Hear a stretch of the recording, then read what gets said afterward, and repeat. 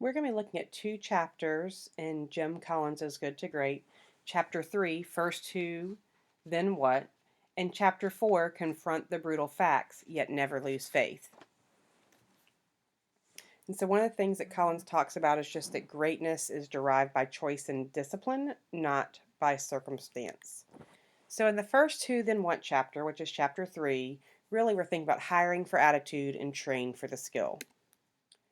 So first you've got to get the right people on the bus and the wrong people off the bus before you figure out where to drive it.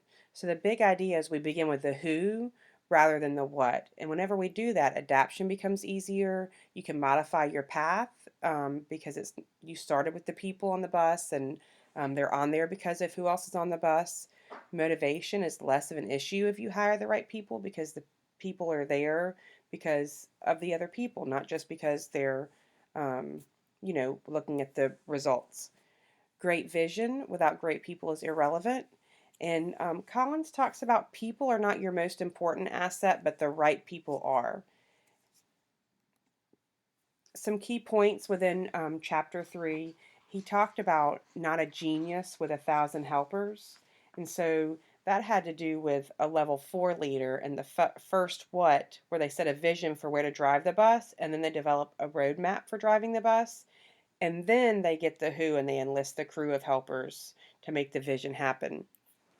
He also talked about the correlation to pay versus the amount of success, and that it wasn't how much you pay, but rather who you pay. So again, having those right people on the bus. And then you can be rigorous and should be rigorous, but not ruthless. So I've experienced this firsthand. When in doubt, don't hire, but keep looking. Look for the right fit, and don't be afraid to repost that position again, and don't settle. When you know you need to make a people change, go ahead and act. Put your best people on your biggest opportunities, not your biggest problems.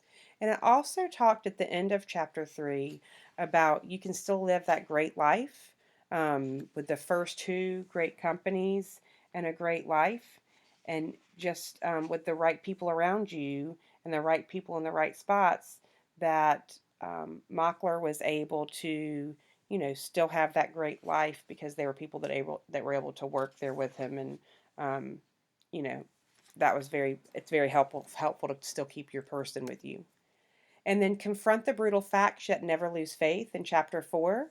Talks about the first step is confront the facts of the current reality and being honest and allowing other people to be honest and be heard about what the reality is. Not losing faith, and with that Stockdale paradox, just retaining absolute faith that you can and will prevail. And then the third step is act appropriately, moving forward, hit the issues head on, and you're going to face adversity. So those choices you make will determine your path. And so, we're not going to just confront the facts and complain, but we move forward and we keep that faith. And then thinking, as this means to our educational leadership program, what are some brutal facts that we do face at school, and how are we going to keep the faith? Because that's something that's difficult each day for us. And then how can we make choices that make a difference? So with your group, discuss how are these two ideas from Jim Collins' Good to Great, how are they applicable to educational leadership, and what do they mean to us, and what should we take moving forward with these two ideals?